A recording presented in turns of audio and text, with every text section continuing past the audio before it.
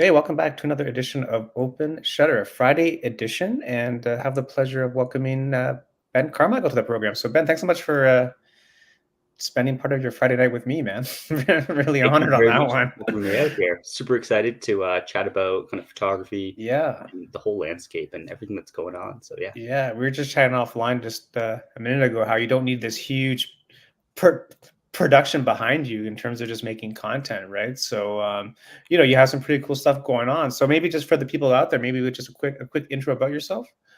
yeah, for sure. So my name is Ben Carmichael. I'm the current owner of Shop by Ben Media. Yeah, I'm a small service production company, kind of based out of the GTA in Toronto.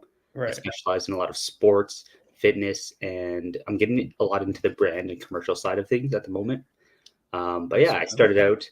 I went to school for something completely different. We can talk about Love it. that in a second. Yeah. Where'd you go to And school? Yeah. yeah, so that's how I kind of started. I started shooting just before COVID hit. The Yeah. reason why I picked up my first camera was because I was bored, and yeah, Yeah. here we are today. So Cool, man. Yeah. COVID changed a lot of lives, it seems. yeah, it really did for the better. Everyone, everyone I spoke with, usually like most people I speak with on here, like usually COVID was like the main thing that kind of made them pick up the camera again, Absolutely, which is yeah, interesting, right? Because you can't go anywhere, but yeah, you're picking up the camera. And then, you know, it's a funny thing, but absolutely. I truly believe that if you ask a photographer or a videographer how they got started, yeah. it all started with like a cheap camera for the most part. Hmm. They just enjoyed capturing these moments. I know I started in street photography. I used to walk around Toronto when we were Yeah. able to, right after COVID, just taking pictures of everything. A lot of the photos weren't great, but I enjoyed Right. it. It was a really fun time. Yeah. That's how we all start, right? Because it's fun. Like it's supposed to be fun. Like, I mean, for some of us, like we just pick up the camera because it's just a fun thing to do, and then sometimes for some of us, it just changes into something else where you want to like start making money off it, right? So, like, just curious, like when you found out, like when you kind of transitioned into like working with clients, like did you find it different compared to just like doing it for yourself? You know what I mean? Yeah, so absolutely. So I know everyone's journey is a bit different. The way I started getting paid for photography, I Yeah. kind of like to say that it was an accident. So I was taking photos. Whenever I would go with some friends, I'd bring my camera. I was the person that had their camera on them at all times. I had a Love little it. Canon Rebel T3. Yep. Nothing great, but I mean, you have to Love it. start somewhere.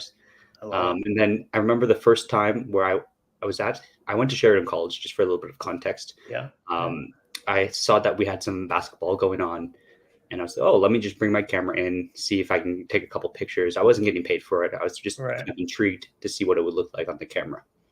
So I brought that in there, and I had a couple really crappy photos, but it got me excited because you were Mm. able to capture these faster moments, these cooler moments. Being a former soccer player, I, Yeah. I always had wanted photos of myself playing soccer. Unfortunately, I didn't get too many, but shout out my mom; she had a couple for me. Yeah.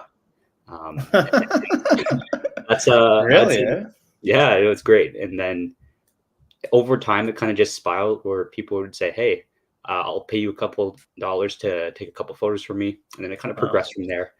So again, kind of, I like to attribute it to being almost an accident, but it's definitely, I spent a lot of time in Lightroom mastering different coloring Yeah. techniques, lighting techniques, and just Yeah. overall the composition. So yeah, that's how I Yeah, kind of it's started. not even like really accident. It's just more of like putting yourself out there.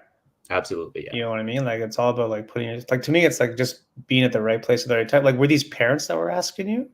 Was So initially, it was the athletes that were asking me to come out. okay. I wasn't getting paid directly from them, but Yeah. after those first few basketball games, and again, being able to bring just a small camera body into Yeah. a basketball game, after Yeah. that I reached out to the athletics department at Sheridan College to Mm. see if they needed any kind of basketball photographer or stuff like that. Mm. And I remember I had a single lens. I had a 50 millimeter 1.8, the Nifty 50. That's all I had That's going all you into had, really, ever eh? paid basketball gig, and they Really? did like the photos. I had to move a lot because again, you don't have the zoom of it, so Yeah. I was like moving around the court. You'd see me all over, but that was the very first time I got paid for sport specific photos. So that was pretty Yeah. cool. Yeah. You must have been like, man, people are paying me for this. This is awesome. Yeah, and at the time I was a full-time student, so it was a pretty cool Yeah. feeling. It's like, oh, you can actually make money from this. Yeah. So you were at Sheridan for something else, for a different Yeah, program? so I am actually an athletic therapist. So I went to Sheridan College for a 4-year program for athletic therapy. Okay. Mm, I really started to pick up in second year. So first year, didn't have my camera. Second year, COVID hit. That's when I bought my camera off Facebook Marketplace. Yeah. Third year where I was starting to shoot some sports for the varsity teams at Sheridan. Yeah. Shout out Caitlin. She was the manager and coordinator of all that. And Cool. then third and fourth years, kind of where I started to take photography a bit more seriously. Yeah. I had my first real client reach out in terms of basketball, and I've been working with them ever since, up until this day, presently. Yeah. What a great story, man. See, Thank you just got to put yourself out there and just ask. I think it just goes to show you just ask, because you never Yes, know. You never that know is who needs the- what. if there's one thing I could say to anyone that wants to do photos, whether it's for sports, and like I would say primarily in the sports industry, but anything, find their email, shoot them an email, Yeah. introduce yourself. The worst they Right. can say is no. That is the That's biggest. the worst thing that they can say. And who's like the person that you should contact? Ideally, if you can get in touch with for any schools or universities, athletic directors are great. Okay. I know that info is typically publicly available on their websites for their Yeah. staff directory. Oh yeah, So or athletic LinkedIn or directors. something. Yeah. But it always helps if you can find whoever manages their social medias, social Right. media coordinators. Right. Typically, they have the power, and if they like your work, Yeah. they will have the access to give you either paid work, or sometimes I don't recommend always doing this, but if it Yeah. benefits you, shooting for, well, I'll call for free for exposure. Sure. Of course. And I do we all love exposure. you can't survive off of it, but if you have no Yeah. portfolio, nothing to show, it Right. might be a necessary evil. Just make sure Yeah. that you align yourself with it, so that it Sure. will benefit you. Yeah. Yeah, I was just speaking last week about like a portfolio, and I was saying like if you don't have it, just like go out and like if it's basketball, then go to the park and try to make a reel out of kids playing basketball. Just so at least you have something to show someone. Absolutely. You know what I mean? You don't need to like go to a Raptors game and shoot like a reel at the Raptors game, but just go to the park down the street and try to make a reel out of like the pickup game or something. You know what I mean? 100%. Because to me, it's like pretend you have the job almost, and then it's like, now what? Now what do I do? Because we all want, you know, speaking for myself personally, like we all want like the validation of like doing what we like to do, but at the same time, it's like, well, what are you gonna do? Like, how are you gonna do it? Like, how are you gonna actually do this thing? Like, if you only have like a 50mm lens, then you gotta think, how am I gonna actually do this now? So you gotta think about like the approach.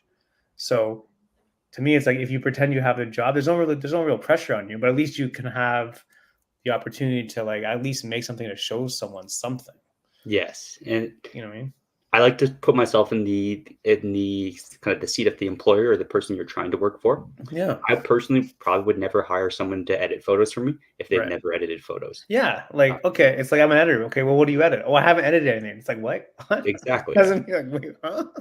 And there's multiple ways that you can show that you're able to capture it. I know for editing specifically, you can download raw files that people put up on the internet, and you can show, hey, I can retouch these images. I can fix the color, stuff like that. So the barrier to entry, it is pretty low. Like you said, you can go out to your local park to shoot basketball. Yeah. High school sports is a great way to start. If you can make high school sports look good, people are going to notice that. And once you get up to the next level, the athletes are bigger, they're better. It just becomes easier for you to capture those really cool and captivating shots. Yeah, man. Yeah. Yeah, because I mean, it's not easy doing sports, right? Because there's like you don't have any control over anything. Yeah. You're not in a studio. There's no lighting. Like you have to master everything. And like, what's the biggest challenge with like shooting sports? I would say shooting sports is probably the hardest. Again, like you said, you can't control anything. You have to have at least a fair understanding of the sport. For example, basketball. Knowing the best spots to be on the court. It's typically on the right-hand side of the basket that your team is going towards. Well, how come? The reason being is most athletes, again, not everyone, but most athletes are right-handed. So when they go up for a layup, when they shoot, the left side of their face is oftentimes going to be a bit more free. So just little tips, man. These are details. Like this is what I mean. These are details people don't even think about. Yeah. And like I could give you a couple other ones. Timing. So when you're looking at basketball photos, I always try to have the timing where the ball, if they're dribbling, is up in their hand instead of being thrown to the ground. Kind of looks like they dropped the ball. Right. And a good quick tip that you can do for that is while your eye is up to the hole of the camera and you're shooting through there, Yeah. listen for the ball to bounce. Once you hear the ball bounce, hit the shutter, and that ball's 9 times out of 10 going to be back in their hand, and you won't have to Yeah. sit through any other extra photos and editing. And how fast is your shutter? Generally speaking, it depends on the gym. I like to try to stay at bare minimum 1/800th of a second. Right. Right. Ideally, if you could be up 1/1000th, 1/1250th of a second, Yeah. that would be Okay. perfect. But gyms are Okay. not great. I've shot as low as 1/500th of a Yeah. second. But It's not ideally, easy. the higher the better. And it all comes down to gear isn't everything, but it helps to have faster gear. Oh My man. second camera was a Canon EOS RP. Also, what camera system do you use? A Canon RP. Canon RP. Okay, Yeah. so Canon RP, I love it. It's a 30 megabyte file or megapixel file. The shutter speeds, but they're decent. You can kind of get an interval. I think 1/500 was the one I was shooting a lot when I had my RP. But then in terms of autofocus, it's tough in low light. I won't lie. Mm. Very, very tough. Mm. But when I upgraded to my R6 Mark II, I was still able to capture the same kind of photos. It was just easier. So again, the gear's not going to make or break you, but it will make your life easier, generally speaking. Huge. Yeah. Huge, man. Huge. Well, those are great tips, man. Like again, like, and I guess you just found that out as you went along. Like you kind of realized, well, I should stand on this side. I should have my settings here because kind of like trial and error and like experience, right? Absolutely, yeah. Yeah. A lot of it, and then just talking to other sports photographers. I consume a Mm. lot of sports photography and videography media, both Nice. on in person and on social medias. And Cool. I'm trying to also roll out a couple more tips on my page, if you follow me there. But On Instagram? yeah, on Instagram. Okay. But I always recommend like going on TikTok or Instagram Mm. Reels, type Okay. in whatever you shoot or what you want to shoot, and try to find those tips and tricks that will help you become a better Yeah. creative. Yeah. Yeah, because I'm just thinking about if I was shooting basketball, to me, it's like I would also want to like anticipate like what's gonna happen too. Like Yes. you gotta almost like anticipate, like even like just taking like a crazy example, like the Kawhi shot that won the game. Like imagine that. You gotta anticipate that ball going in. You just gotta be just spraying photos, hoping Absolutely. to get one frame that when the ball goes in the net. So, have you been to the Sony symposium that was at the Mattamy Athletic Center? No, Um, no. okay, so Mark Blinch was the person that took that photo. Mm-hmm. He's an avid Sony shooter. He's probably, I would say, in my top 3 best compositional sports photographers that I've Okay. ever seen. Like his work is phenomenal. If you Yeah. don't follow him already, Yeah. he's also photographer for the Toronto Maple Leafs. Mm-hmm. But anyways, he was at that symposium and he broke down his setup for sporting events and how he was able to capture that photo. Right. And it's pretty incredible. I would highly recommend. I believe it's on YouTube, his recording, but he does these kind of pop-up speeches and he talks about his experience at different Sony events throughout Toronto. So definitely stay tuned. If I'm not Right even a on. Sony shooter, Right. super interesting. Um, But he's good. yeah, he's amazing. He talks He's about good.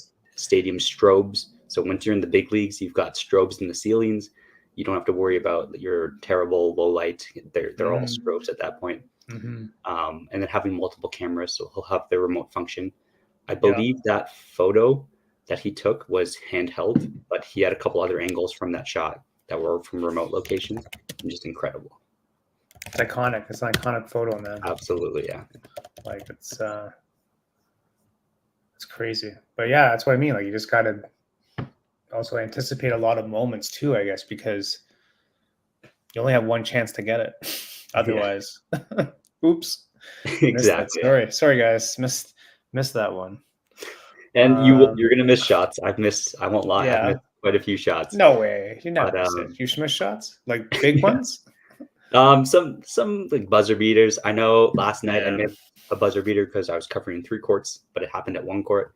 Oh So no, you're coming 3 quarters by yourself. yeah, it's a Oh, common thing. I mean, it depends who your client is, but for the yeah. client there, it's a basketball league.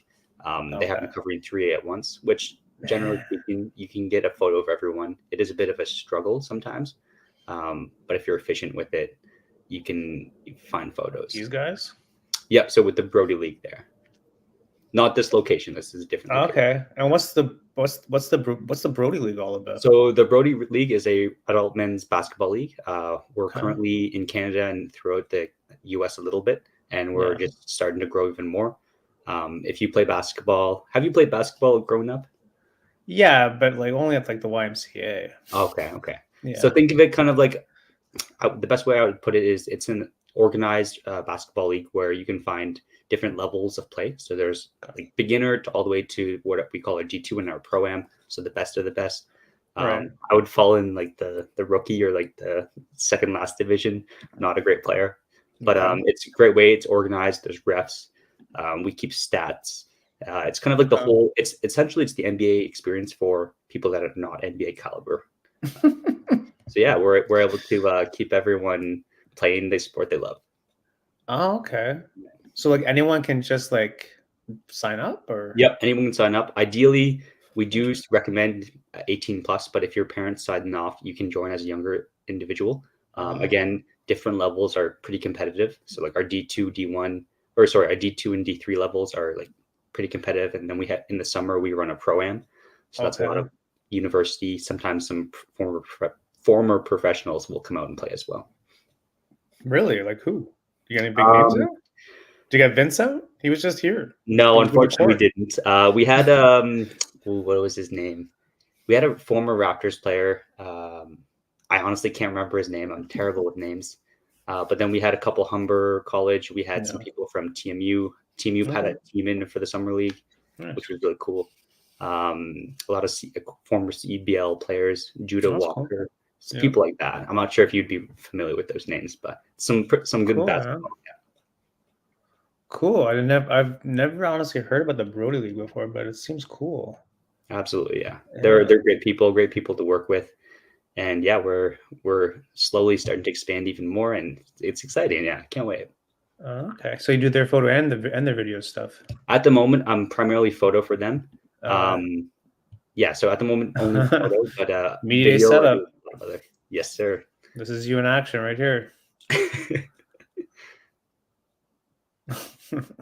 That's cool. I love it. You give it like the breakdown, right? Yeah. So I'm trying to do more of this stuff. This is the stuff that I wish I could find when I was kind of starting out. Again, not having that background of photography. A lot of it was there's so much to know. There's so much to learn. Absolutely, yeah. So if I can help even one person out, I'll be happy. Yeah, man. And this is all your gear, like all. Yep. So the two lights, the video lights, so this one and the one on the other side. Yeah. I have the same set, but I was using the set from the Brody League there. The strobe right behind me, kind of, it's going to be to the left of the camera. That one's mine. So this one right here, so the Godox 8200 Pro. Okay.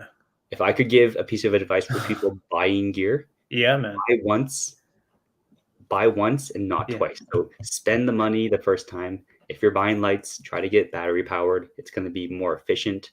You might have to buy a couple extra batteries, but you won't have to deal with cords and outlets. So buy once instead of buying twice. I've made that mistake too many times. Have you? Too many times. I've spent so much money on stuff that I hardly use. So buy once or not at all. Buy once or not at all. Eh? Yeah, man. I mean, the gear debate never ends, right? So it's really matter, I guess, like just talking about this last week, but my guest was saying just be like critical with like what you actually need and don't like spend on stuff that you may want because you're probably just wasting money at that point. I couldn't agree more with that statement. That's what he was saying to me. And realistically, if you can get it done without buying new gear and slightly lower quality, if you can still get the job done, I'll be honest, that's probably your best bet. Really find out where your content's going to live. So for me, all of the content I shoot for them is almost all exclusively for social media, for formats. So we don't need these 25 megapixel files. I compress all my images down to at max 3 megabytes. And then oftentimes they're even smaller files than that because it's social based. You don't need that storage space. Interesting. Interesting. Yeah, no, it's a good tip, man. I mean, I like it. And you got some football action going? Absolutely, yeah. Love Who's this guy? Sports. Friday Night This Lights in was Guelph, the man. That's North. where. This is That's the where. North Halton Tide team. They Okay. had a summer. They were in the summer. I think it's OSFL. Yeah. And they had me out because they had a playoff run there. They Cool. won that game and the game that you're seeing below that one, and then they unfortunately lost the following one. Damn it. Yeah. Yeah, man. Cool shot though. I like it. I like how you got him kind of like baring his teeth. It's kind Yeah, of cool thank you. shot. Definitely, sports is nice where you can be a little bit more creative. I also do a Mm. lot of like events and kind of behind the scenes work where it's a lot more. There's less flexibility in the editing. It's very much like the corporate style. So what I would define as like Ah, got corporate style is less creative. Still, I mean, it usually pays better, right. um, but a lot of it's like less creative work. You can't really play with the colors much. Right. Compositions have to be usually a logo or faces involved, two faces talking to each other stuff. Yeah, I'm just gonna. So you work with some big brands, man. Lululemon, Canada Basketball. Yeah, shout out Big to big my brands, man. friend Wad for having me up for the Canada basketball one. Definitely That's stuff cool, man. I'm pushing towards doing more, especially in terms of the video aspect. Yeah. But I started with photo. I love photo work. Everyone wants video these days. Everyone Mm. Mm. wants Yes, they video. do. Yes, they do. They Yeah, want the reels, man. they really But you do. would, but you would pick the photo over the video In a perfect world, every day of yes, the if week. it paid the same. But Right. video work, it is larger files. You're dealing with a lot of different other variables. Yeah. But generally speaking, video often pays a bit more. Right. And if you're a photographer at the moment, I would highly recommend that you either start some motion photography, whether that's through like GIF or GIFs, however you pronounce them. Mm-hmm. A lot of Mm-hmm. brands are looking for that kind of stuff they can repost, or Mm. even just real content, like we had discussed kind of earlier that you're doing. Reels are the Yeah. future of Well, yeah. I mean, that's just where like the eyeballs are, right? That's how people consume the content. And you know what, for me personally, I like making longer form content. I like making longer form content. I like kind of developing a story better. I like editing. I like the music. I like sound design. So, but like with reels, like you know, you got 20 seconds to make something quick. It's like okay, yeah, well, and then sometimes I just feel like a cog in the machine. Like, what am I doing? Like, what am I making? I'm just making something to feed the machine, right? So, I was watching this podcast the other day where he was saying social media is like fast food, yeah, right? Like I mean, it tastes good in the moment, but it's not really good for you. And the more that you consume it, it's actually bad for your health. And I kind of agreed with that a little bit. And he was kind of going more about like making longer form content and like that, making actual like you know films and like things that like inspire people and move people. Right now, it's just people just mindlessly scrolling, and people don't really realize what they're watching sometimes. So there's a balance, right? Like in terms of trying to kind of because for us, like in this space, like we're all trying to make something that we like, but also like the client likes. And sometimes that doesn't always go to plan absolutely. because you have to follow what the client wants. And sometimes like that doesn't make any sense. Yeah. Tell me if you've been there. I don't know. I've been there. It's like that doesn't make any sense to me. But 100%. yeah. So I was experiencing what I'm going to call my first kind of creative rut, we'll say, Yeah. towards the end of this summer. So like last month, I was Right. able to take some time off. I went over to BC, got some Beautiful. hiking in, some surfing. And Nice. then that was the first time in a long time I was able to shoot, not for a client, just for myself, some Yeah. travel work, and just stuff I enjoyed. So going back to where I started from, I would always recommend trying to have some time for yourself, whether it's not booked through clients, you just go out with your camera, you do what you like, what started you initially. It's going to help you stay refreshed, avoid that burnout.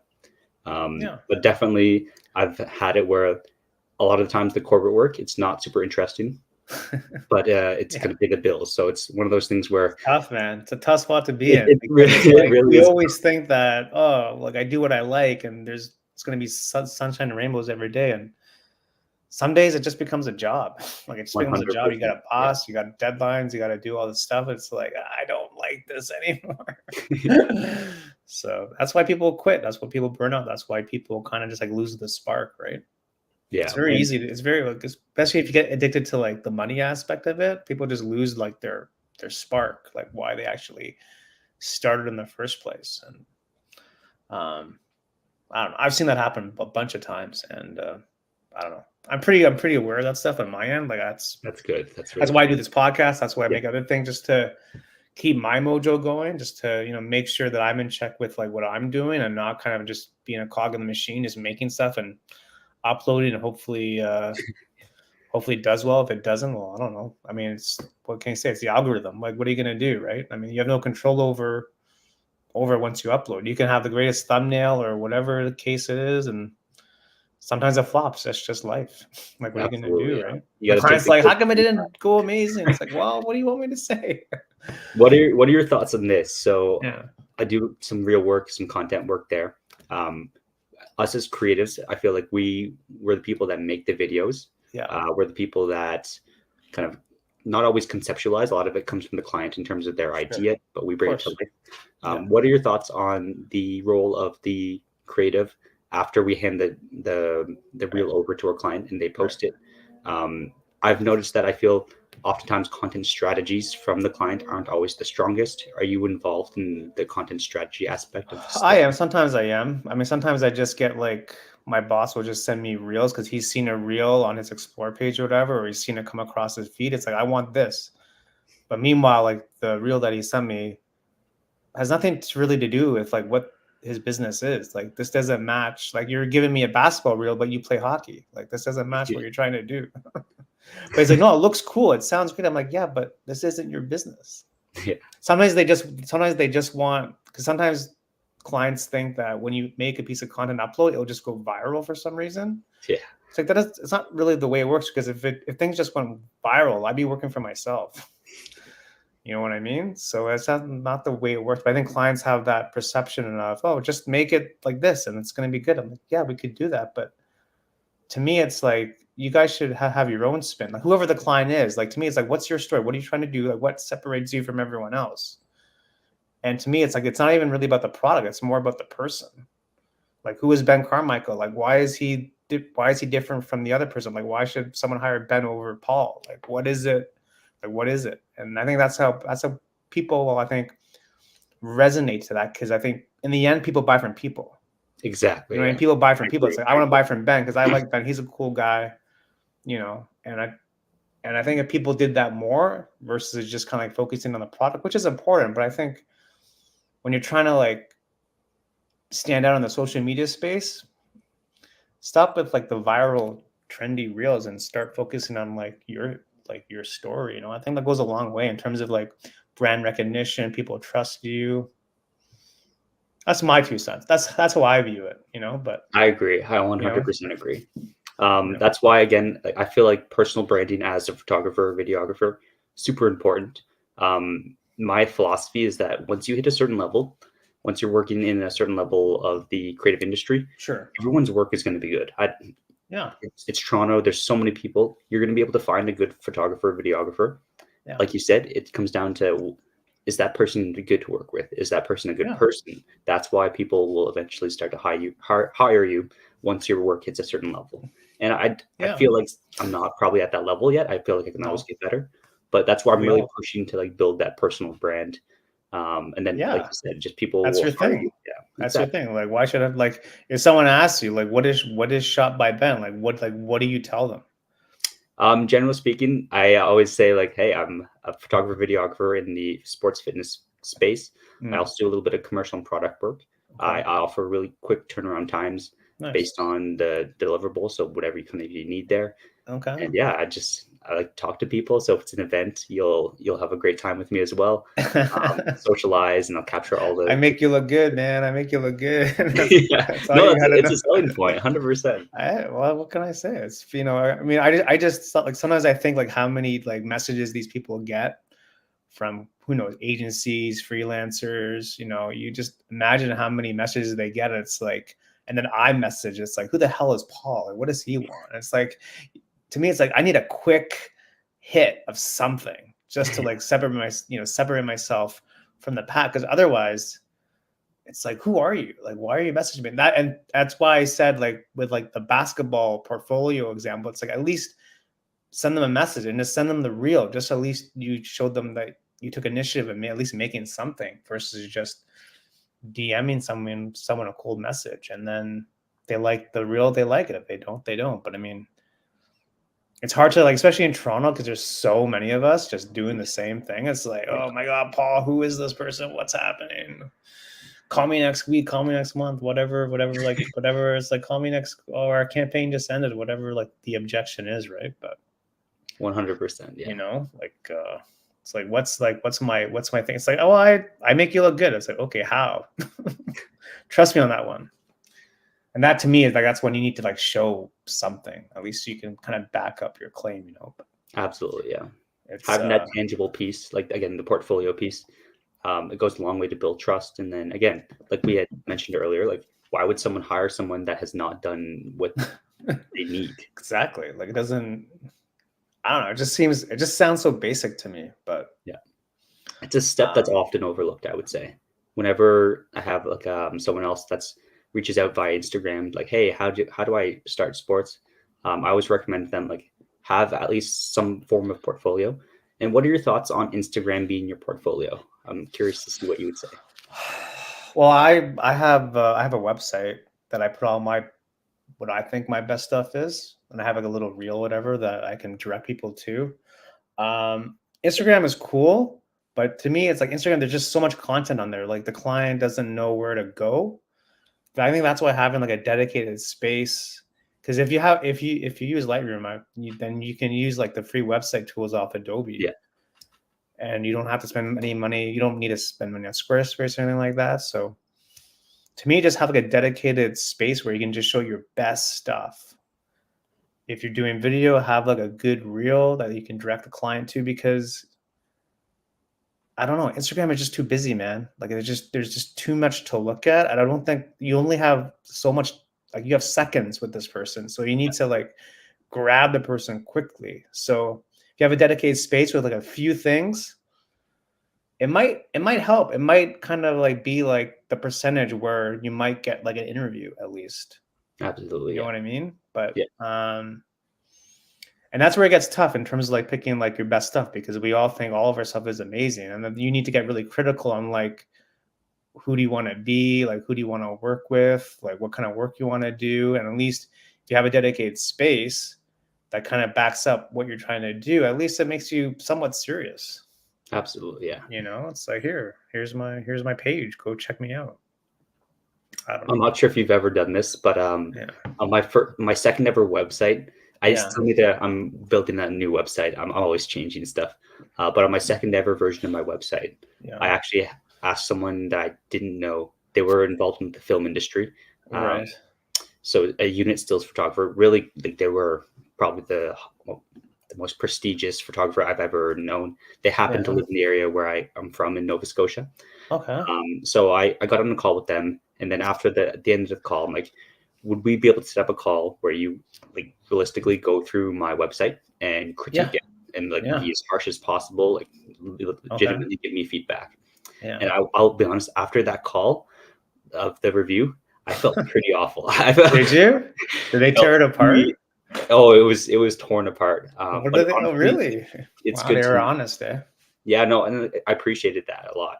So again, I am currently redoing my website once again. I always have something to change, but definitely, if you're able to find someone that's kind of external or like someone that you don't know as well, and ask them Yeah. for legitimate feedback, it can help a lot in terms of which photos.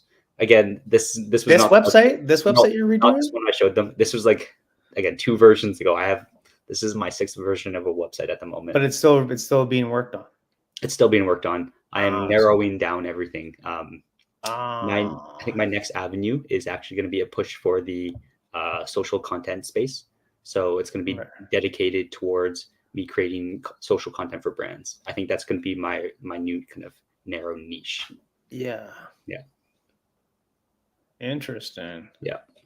So always changes happening, always testing to see what works. Do you track the analytics on your? Do I track? Not really. No, it doesn't really like it doesn't really matter to me, the Okay. analytics. Like I've never really like not really. I mean, I don't know. To me, it's like all about like speaking with people and what they need and building relationships. And because to me it's like, it's kind of like the saying, the day you plant the seed is not the day you like eat the fruit. Like you never know where that email is going to land in like 6 months. Yeah, absolutely. You know what I mean? Or just kind of keep like numbers on file and texts like together, because you never know, that client may have a new campaign coming up in the spring, and maybe you shoot that person a text, say, hey, we chatted. So you need to keep like a running, because I come from like a sales background. So I Okay. kind of keep like I keep like a sales funnel, if you will, of like people I've spoken with, what's happened, and I just kind of keep it all logged, so I can kind of go back and say, oh, I spoke with Jim in whatever October. But I'm kind of organized that way, because I That's don't want to great. like mix up Honestly, names, and I don't want to call Ben best. Mike, because that's weird. So um yeah, I don't know. In a way, it's also like a sales game too, because 100%. the more people, I mean, you could go the other way around, saying, well, you also want to work with people you want to work with. Yes, that is true. You want to work with people you want to work with, but also at the same time, you want to get jobs, and not every job is going to be sunshine and rainbows, and not Yeah, everyone's going to be super cool to work with. But the more people you contact, you never know where it's going to go, and who's going to know who. And yeah, man, the grind, man, never stops, man. absolutely. It never stops. You gotta like, I want to hire someone just to like get someone to like at least send me messages. It's crazy.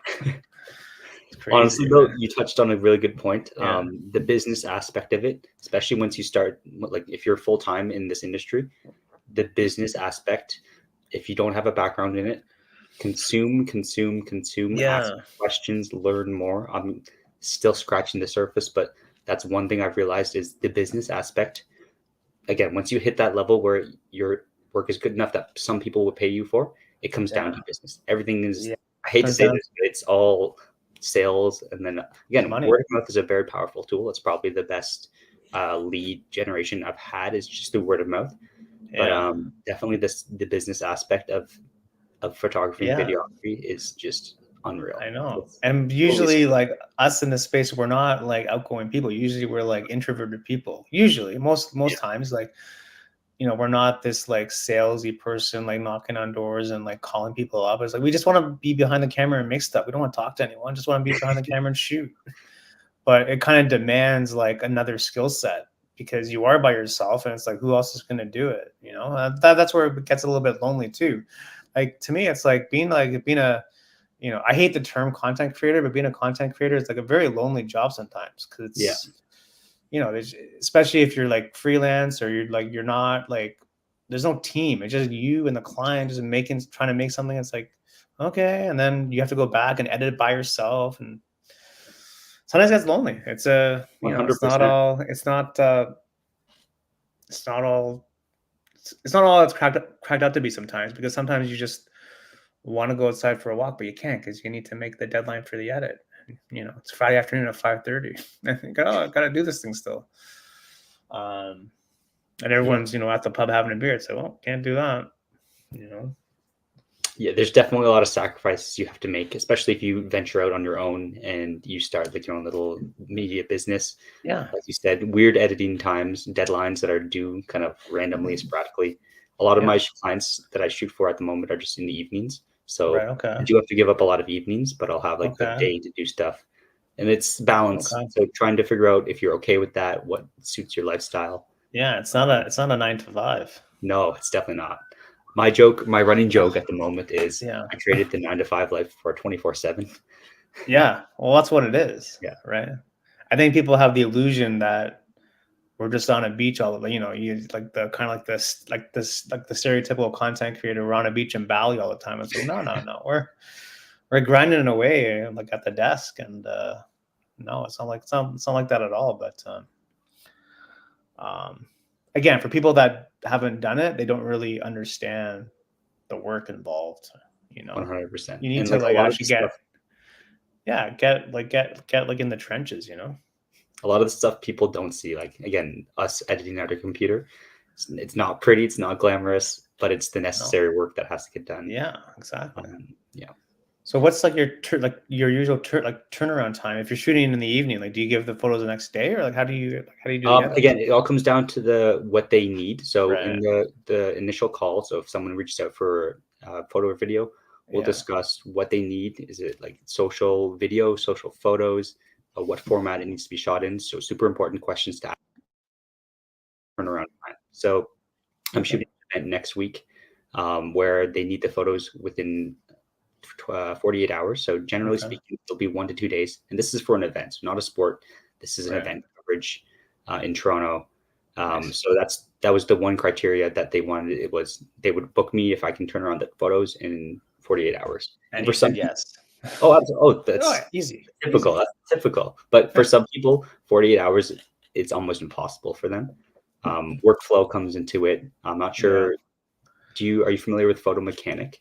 Yes. Well, yeah, Yeah. I've had someone on the podcast that's like an ambassador to Photo Mechanic. Oh, Yeah. okay, yes. What Yeah. was his name? Was that Jeff Hogan? Jeff. Yeah. Yes, Jeff. Okay, Yeah. yeah. Yeah. So Yeah. great guy. I was actually looking into maybe trying to. He does courses for it, so you can go even further in depth into Photo Mechanic. I know. But it is one of the most powerful photo tools, whether It's you're shooting wild. sports, events, weddings, especially anything with high volume of photos that you need to sort through. You can add text. You can do some crazy stuff on that platform.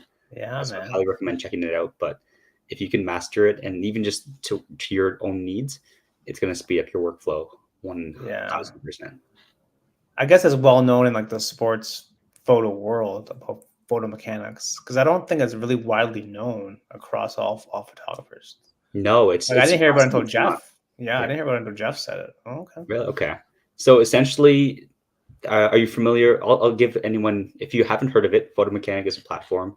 They just went from a full license buyout to subscription based. So I feel bad for anyone purchasing now. It's a subscription ongoing. Ah, I there you got it go. before they switched over.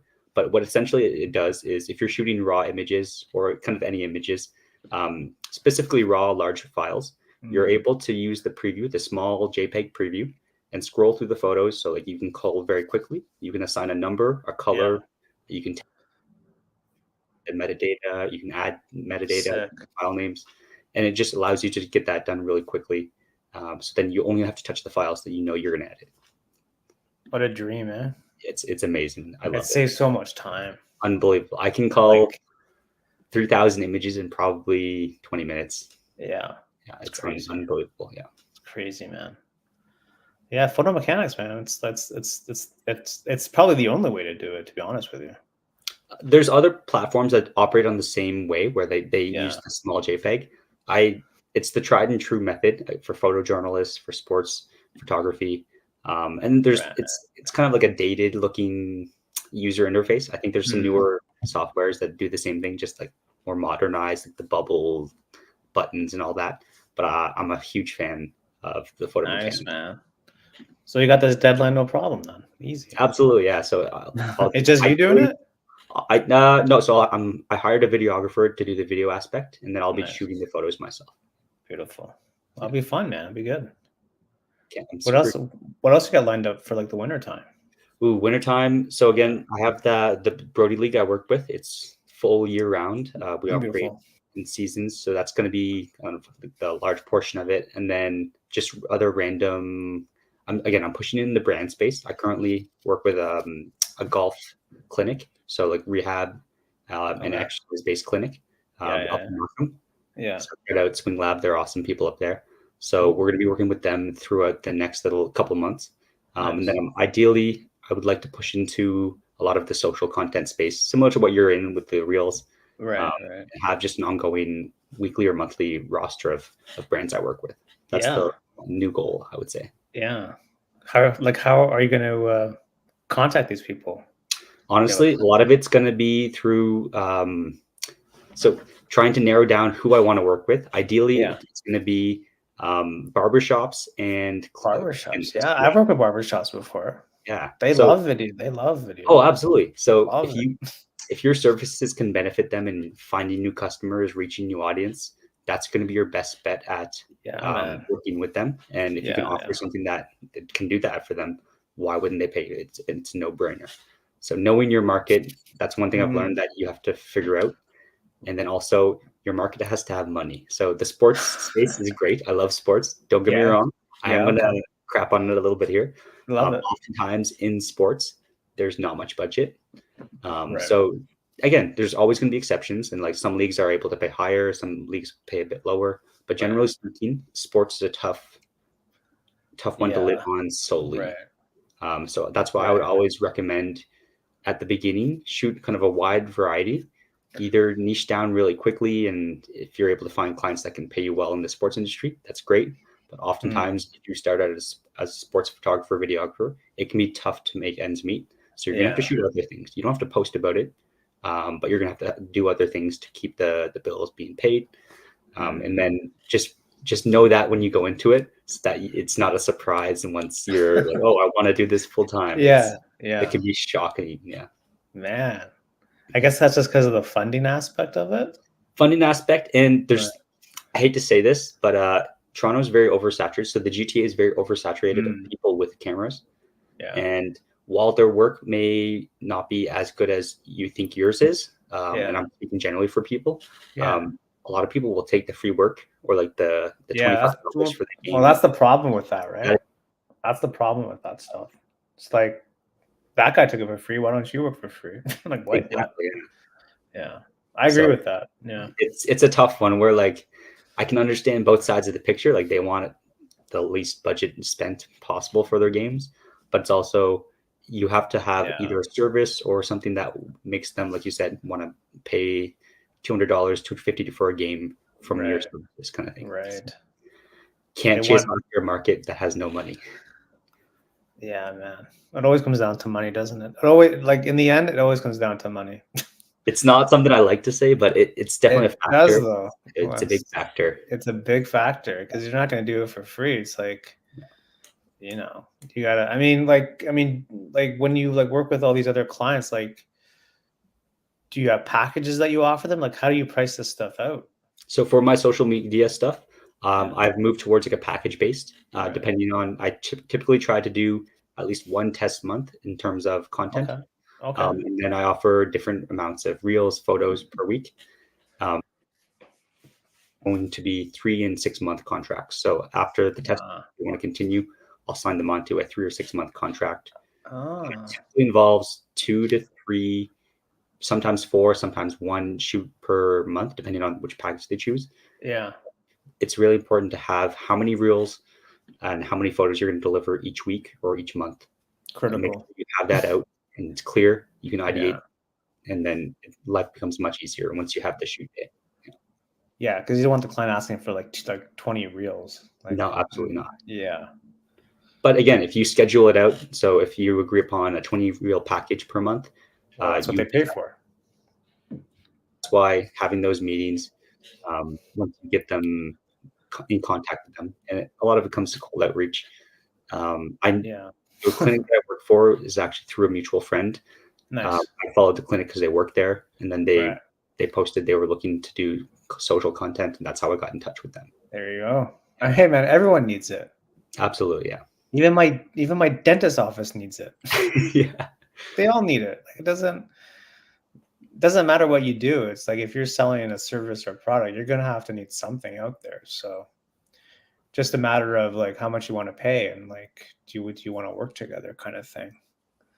Like, you know, like the clients are oversaturated and like the creators are oversaturated. Just a matter of like trying to find the right fit. And sometimes it's tough to find like the right fit because absolutely. it's you're just kind of like hoping sometimes this client isn't totally crazy. It's like, okay, cool. That's why I It's happened to me. yeah, Like it's yeah. just like, okay, all right. Always try to have those meetings prior to like those longer term contracts. Yeah. And that's So why I would recommend like a test month. It's beneficial oftentimes. so is it for free? No, Is so it this is still paid. okay? Usually I pay. So for the test month, off my packages go. You actually pay more for the test month, but then if you sign on for a 3 to 6 month contract, Okay. that's when you can get a little bit off per week. That's good. That's a good tip, man. No, Is so that it's is that your idea in terms of like that strategy? that's the best way I found that people are willing to try it out. And again, a month sometimes isn't long enough. Like I feel sometimes, Yeah. but it all comes down to like a lot of meetings. I didn't realize how many meetings would go into planning. How many meetings do you think on average until you close the deal? Till you close the deal, I'd say to set up the test month, it's typically for me, it's like 3 to 4 calls, and like there's like Okay, half an hour to 45-minute calls, and then right. the longer stuff is going to be like 5 to 6 calls, because then I Man, make sure that we plan out the content before the shoot day. Like when sure. I go into a shoot day, Yeah. let's say I have 8 reels to make, I make sure that we know what 8 reels we want to do, because if you go in without a plan, you're going to spend all day there. Yeah, exactly. Totally agree with that. And what happens when the client doesn't know what they want?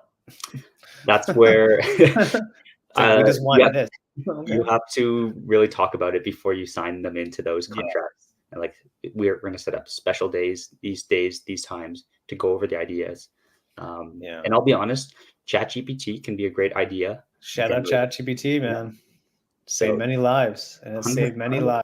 I'm not saying copy it word for word, but it can give you 50 ideas for possible It's videos. crazy. It's It's unreal. crazy what it can do. Yeah.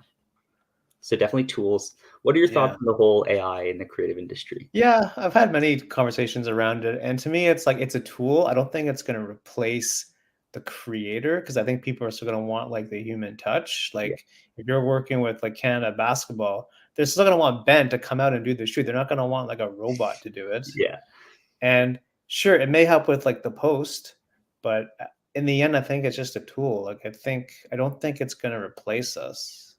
It's just going to help us do our job. I agree. I agree. And it's going to replace like the lazy people. I think that's what it's going to do. It's just going to replace the lazy people.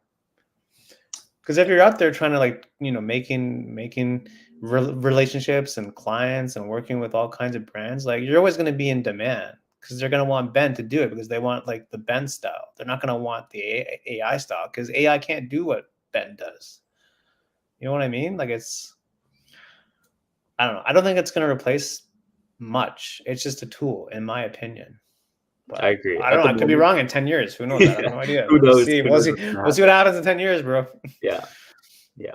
It's one of those Um, things where if you can implement it to make your life easier as a creative, I'm all for I, it. Have you been able to use the generative AI in any yeah. like Yeah. image? I Yeah, use it all the time I use it in all my the time. work. I use It's it all the time, bro. It's yeah, crazy. unreal. You circle what you want on, click the button, it's I use gone. it every day, but that's what I mean. It's a tool. Like Yeah, it's not going to replace what I do. Like they're still going to want me to get out there and do the shoot. Like they're not going to want. It's like, why would you want AI to make a photo of what you do? Wouldn't you just want what you actually do, the photo? yeah. And I do think that if you work in a sector in the creative space where there's human interaction, whether it's sports, you're making Yeah, real for a company, like an actual yeah, company. yeah, Product photography, I could see dying because they've got some crazy stuff. You would upload a yeah. render. It's gonna replace stock. Yeah, it's going to replace. Stock is gone, I Yeah, think. Yeah, that's what but it's gonna anything with replace. that human touch, like you said, it's Yeah, going to be here. I would say. of course. Yeah, like the stock photo and the stock video stuff. Yeah, it's probably gone. And but I mean, the day to day human stuff. Nah, man, we're still here. They're still gonna be in demand. Just a matter of like what can you do? Like what are your skills? What can you deliver? And all this stuff. And that's why it's important to have those relationships and those contacts and being able to just do business, have people sign contracts. These are all things that, are skills, right? They're all in their 100%. own way, like careers, sales rep, legal. Like it's crazy, buddy. When you really like kind of peel it back, like, I'm camera, I'm post, I'm legal, I'm accounting, I'm wear all these crazy hats sometimes. It's crazy. Absolutely. Would you say you have any tips for people getting started? Like Yeah. come from a sales background. Yeah. What would be like a tip that you would give to everyone, even myself? Yeah. Um, the tip is to just keep going and not take rejection personally. That is my number one tip in life in general. But I mean, in terms of like this business, Yeah. you need to have a thick skin and not take things personally because you don't know how that person's day is going when you message them. Mhm. And you never know. To me, it's timing, right? So that's what I mean. If you can contact as many people as possible, the chances of having timing with someone that's good increases a little bit, right? So just a matter of kind of drilling down into like how are you going to attack your client, your prospect base kind of thing, and just don't get dejected if nothing happens, because sometimes it takes a little bit of time for things to like fall through because people are busy and they're not looking at messages all day. And that's what I did when I first started. I just messaged everybody, bro, on Instagram, just DM'd everybody, like, and then things slowly like fell through a little bit, right? But you need to be able to kind of like have the mentality of just kind of keep going with it. And to me, it just comes down to like, why are you actually doing this thing in the first place? So like, what is the purpose of this? You know, like to me, it's like, why do you want to do this? Agreed, I 100%. ask myself that all the time. Like, why? Like, well, I want to make good work. Like, I want to do good work and be able to like produce something that's cool for people to watch or look at or comment on, or, you know, get inspired by, or whatever the thing is. But like, I just want to make good work that people can like appreciate. I think that's like the ultimate thing that we all want to do at the end, is like, you just want to make work that you're proud of and the client likes. I think that's a dream, man. Oh, that's the That is like the perfect world. ultimate dream for all of us. If I had every client say in the first round of revision, especially for video, "Oh, this is perfect," I would be over the moon happy. Yeah, this is exactly what I was looking for. Amazing. And I loved it too. Yeah. Because sometimes I'll make something and the client likes it, but I hate it. I'm like, yeah, okay, it's okay. But I mean, if you like it, cool. But Yeah, exactly. Yeah. But I mean, when you actually like it, when you actually are proud of what you made and the client likes it, man, that's a good feeling. Versus when you just do something for yourself, you're doing it for yourself. And when you do it, you feel good because it's what you wanted to do. There's no one telling you what to do. You're just doing it because you want to do it. And then you put it out there because that's what you wanted to do. So you feel good because you did it. You made the idea into like a reality and you feel good. But with the client, it's different because it's their reality. It's not your reality. So you need to, that's why when the two things line up, that is like a dream scenario. Fireworks go off there. Yeah, fireworks are going off. Like, you got to like play like the lottery that night. It's hilarious, man. Exactly. Yeah. You know, but to me, it's like, that's what I do. I just want to make something that I like, that I'm proud of, and client likes, and we can move on and see what happens. But yeah, I mean, I think it's important for people to know why they want to do it. Like, what is the purpose of this versus just making money? Because I mean, that's cool, but it's not gonna last you a whole career in this industry. Like, there has to be a greater purpose of it. Exactly. Yeah. You know what I mean? You have to have that fulfillment. And I think at some point in every creative's life, especially if you come from a sports background, this is something I've observed and I'm experiencing currently, is you create a lot of like sports, like live content. That's fun and all. But then you hit this point where you're like, I want more meaning in my work. So lately I've been pursuing kind of narrative work, even just some personal little projects. Yeah. Stuff that's a bit more meaningful. It has a backstory from from beginning to end. So I'm really pushing towards making just even some self projects for that, and then dipping my toe in the documentarian style of video. Because again, like, it's huge. It's more fulfilling, we'll say. It's just like, it feels good though. It feels good. It feels great. Yeah. It feels good. It feels good. And then to me, that's like, you know, like I always run, and people are like, why do you run? You're not trying to run a marathon. I'm like, it's not to run the marathon. I run because it feels good. Yeah. So it's like the same point as like just making the content. Like, you know, it feels good. Like, that's why I do it. Like, it may sound silly to somebody, but no, it just feels good just to make it. And then, yeah, man, I would totally encourage you to get on those ideas and do that stuff, because you never know where that's going to lead either. Right? Exactly. Yeah. That may lead you to a whole different path in like the industry. You may work with like totally different clients. You never know, man. That's the goal. And like, again, it's fun. That's like something I haven't really done before. Yeah. I'm a big fan of trying stuff I've never tried before. It's just kind of that exciting feeling. You get the butterflies. And just pushes you as an artist, as a creator, just pushes you. Because to me, it's like, why would someone want to do the same thing for like 25 years? That doesn't, I mean, you could, but at least try something different. I would say like perspective's a big thing. I was even talking to my mom the other night over the phone, and she's like, can you see yourself doing this 20 years from now, 10 years from now, 20 years from now? And that really made me think. That's why I really got the gears turning in terms of what style I want to create long term. What do I want to do long term? Yeah. Because right now it's fine and it's fun. I love it, but I'm sure I don't want to be. I'm probably not going to want to be 55 years old still Yeah. shooting sports on the sideline. I think Yeah. I'm going to want to Maybe like switch. the Raptors. Maybe you never know. You The never know. Raps or something. I'll leave the door open. We'll say. But Yeah, you never know.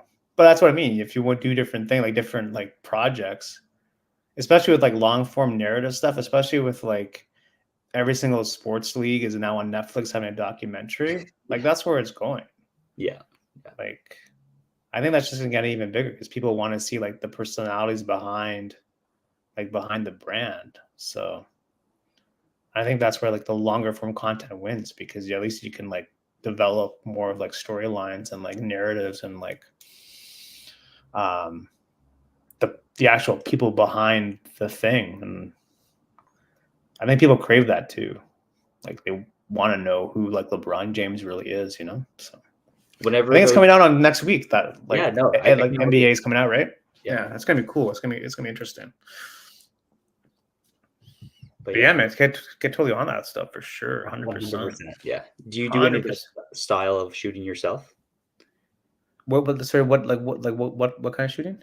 like the documentary style? Yeah, I've done personal projects with that stuff. Like I did during COVID, I got like YouTubers from all over the world to like submit why they do YouTube. Okay. So it was kind of more like a documentary. I mean, it was kind of like a documentary piece there, but I did that and I did a couple of other personal projects, just like my life stuff or whatever it is. But it's a way to express like you too, like what you're going through, like how you're doing, like where you are in your life. And to me that's cool for you, like not for really anyone else, because then at least you can look back on it in 10 years and say, oh yeah, I remember that time. You know what I mean? Yeah. It's cool to look back on that stuff because time moves so quickly. It's like, okay, and then it's like, oh yeah, I remember that. And if you can find a way to document it, to actually see it, to me that's pretty cool, I think. Yeah, I totally agree. Even like I had the realization last week that 2019 was 5 years ago. Yeah, I know. And it just, where's this time going? It's September crazy. was the fastest month in the history of months. Yeah. It's like October next week. So Oh, that's what I mean. Like if you can find a way to document, I mean, people do journaling or people do things to like document. I try to do video mostly, and then that's the way that I can look back on whatever was going on in that year. But again, it's for you, not for anyone else. Like that's what yeah. I mean. Like you need to find a way to do it for you and not worry about like what other people think, because like that doesn't really matter to me. Like why would it's like this is me. It's nothing to do with you. Yeah, those personal projects, didn't value them enough until I took that personal project, went out to BC, just enjoyed myself doing what I loved, kind of thing. Just Yeah. that reset is so important. Yeah, exactly. Recharge, get like a new perspective on things and kind of separate from the beast a little bit, Hmm. Yeah, man, I love it. It's all good. It's all good. Well, we're kind of up against the hour, so I don't want to take up too much of your Friday night. So I just want to say thanks again for coming on, bro. No worries. Thank you for having me. I love talking Yeah. about this kind of stuff. Yeah, I'd love to have you back Hopefully, on at some point too. hopefully I gave you a couple people some tips, even yourself some tips. Do you shoot Yeah, any 100. sports at all, or Do I do you have shoot? any? Sorry, what? Do you shoot any sports, or do you have interest in sports? Yeah, I can choose. I mean, I would choose. You need some help shooting sports? No, but I'm pretty well connected in the sports world. I'd love to have Yeah. people out just if they were interested in trying it. Like Yeah, there's so sure. many, there's high schools, there's like all over. Yeah, man. Could be a lot of fun. Yeah. Could be a lot of fun, bro. Cool. Any final tips, advice for the people out there watching, listening? If you're just starting out and you're trying to go full time, I'd say that my last tip is manage your books well. Manage your books well. Man. Save some money for tax season. I put away 30% of every paycheck or any income I make savings account. Know your book. Okay. Keep your receipts so you can write it off in tax Right. season. And that's something I wish I knew earlier. That's about it. Oh man, that's a heavy duty though. It is, but You're also the accountant. Yes. Oh, 100%. I mean, okay, so hire an accountant for tax season, but do your Right. due diligence to stay on top of that. Well, this is all very important stuff, man. Yeah. I love it. Everyone, thanks for watching, listening, wherever this thing is, Apple, Spotify, YouTube, wherever this thing is, and go check out Ben. His links are in the description of this podcast. And thanks again, buddy. Hopefully have you back on soon. Chat about more sports stuff and go Raps, I Absolutely. guess. Eh? Thanks, Paul. Appreciate you. All right, peace.